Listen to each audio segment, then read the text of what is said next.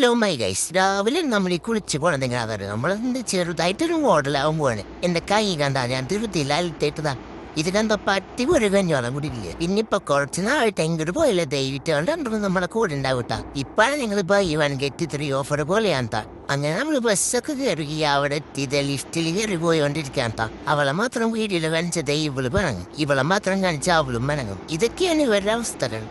അത് കഴിഞ്ഞ് നമ്മൾ കണ്ണിൽ ലെൻസ് വെക്കാനുള്ള പരിപാടിയിലാണ്. ലെൻസൊക്കെ വെച്ച് പിന്നെ ഒരു വീഡിയോ എടുക്കുന്ന നിർബന്ധം. അത് കഴിഞ്ഞ് നമ്മളെ മേക്കപ്പ് റൂമിൽ കയറാനുള്ള വെയിറ്റിംഗിലാണ്. ഇത് കഴിഞ്ഞിട്ട് മേക്കപ്പ് ചെയ്യുന്നൊന്നും നമുക്ക് വീഡിയോ എടുക്കാൻ അലൗഡല്ല. അതുകൊണ്ട് മേക്കപ്പ് ചെയ്യാൻ വീഡിയോസും നമുക്ക് എടുക്കാൻ പറ്റില്ല.